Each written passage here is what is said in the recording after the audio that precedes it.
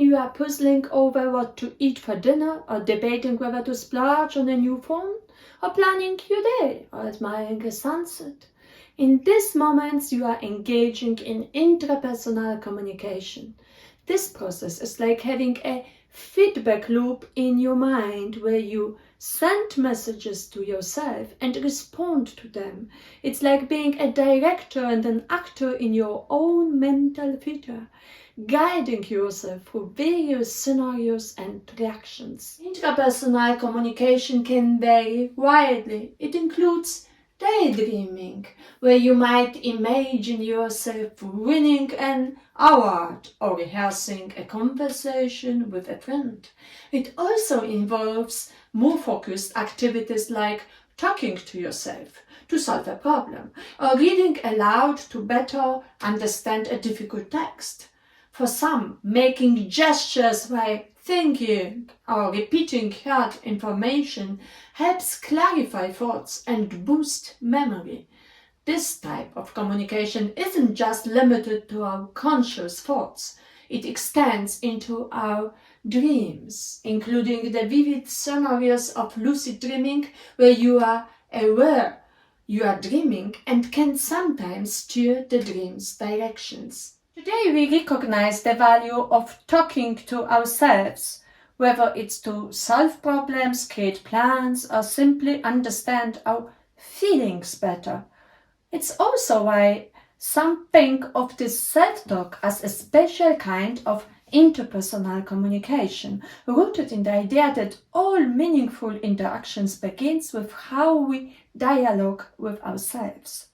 In a world as diverse as ours, where technology like computers, phones, and AI are becoming an integral part of our lives, these internal conversations can also include interactions with non-scientist entities. So next time you catch yourself talking through a problem or imagining a future event, remember it's not just idle chatter. It's a critical part of how you navigate and understand the world. Intrapersonal communication involves a profound inner dialogue shaped by three key elements: self-concept, perception, and expectations. These components influence how we view ourselves, interact with the world, and plan for the future. Self-concept, or how we see ourselves, is the foundation of intrapersonal communication. It consists of beliefs, values, and attitudes that shape our behavior, whether through spoken opinions or physical actions. Consider beliefs as a mental framework through which you view what is true or false, and good or bad. For instance, someone raised in a community that values collective success might believe in prioritizing group goals over individual achievements. These beliefs can be descriptive, what you see as factual about the world, or prescriptive, how you think the world should operate. Values are the core principles that dictate your sense of right and wrong, deeply rooted in your beliefs. For example, if honesty is a value you uphold, this will guide your actions and decisions, impacting how you relate to others and handle situations where truthfulness is tested. Arising from your beliefs and values, attitudes are your emotional responses to different topics and situations. They can be positive or negative and are often influenced by cultural norms. A person who values independence highly might have a positive attitude towards self-driven initiatives and negative view on over-reliance on others. Adding to this, body image and personal attributes also play significant roles in shaping self-concept.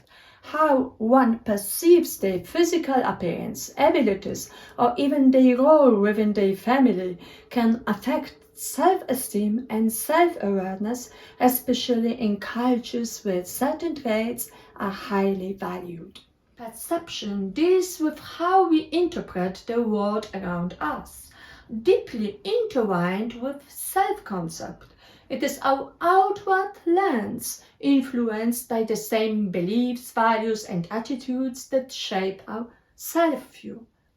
Consider a situation where two people from different cultural backgrounds witness a public celebration. One, coming from a culture that values restraint and privacy, might perceive the event as unnecessarily loud or intrusive. In contrast, someone from a culture that celebrates community involvement might see it as a joyful and essential social gathering. Expectations are our anticipations for the future, shaped by the roles we see for ourselves and societal norms we have learned. These can be personal aspirations or broader social roles. For instance, in many cultures there is an expectation to follow certain life scripts, like the timing of education, career and family. A young adult might feel pressured to secure a job by a certain age due to family expectations or societal standards. These expectations can motivate us but also create stress if our personal goals differ from traditional paths. Each element, self-concept, perception, and expectation doesn't just shape our private thoughts. It influences our public lives and interactions in a multicultural world. Now, consider how your own self-concept, perceptions, and expectations have shaped recent decisions or interactions. There are various levels of engagement in the intrapersonal communication through which we can gain insights into the complex interactions happening within ourselves. Internal discourse encompasses a range of activities that involve deep mental engagement, from focused thinking and analysis to more abstract processes like daydreaming and dreaming during sleep.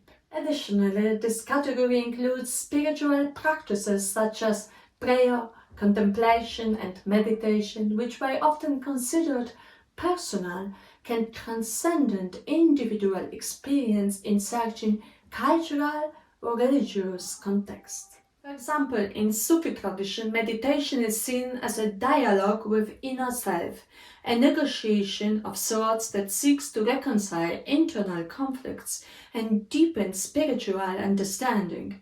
This spiritual aspect of intrapersonal communication highlights the diversity of internal discourse practices across cultures. Another everyday example might be the moment of introspection when one pauses to appreciate the quiet beauty of a sunset, allowing thoughts and feelings to ebb and flow in the solitude of the mind. Solo vocal communication involves speaking to oneself aloud. This can serve various purposes. It might help clarify thoughts, prepare for a conversation with someone else, or simply provide an outlet for emotional release. For instance, you might find yourself verbally rehearsing what you intend to say before a critical meeting, or venting frustration through a muttered conversation with yourself about a difficult day at work. This form of intrapersonal communication is common and can be a practical tool for organizing one's thoughts or relieving stress. Solo written communication involves writing what is not intended for other eyes, such as journaling or making notes for oneself.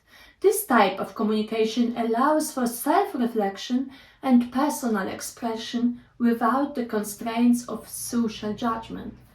Writing in a diary, for example, is a private way to process emotions, record experiences, or articulate thoughts that one might not be ready or willing to share with others. It's a deeply personal form of self-dialogue that can help clarify personal beliefs, reflect on life events, or track personal growth over time.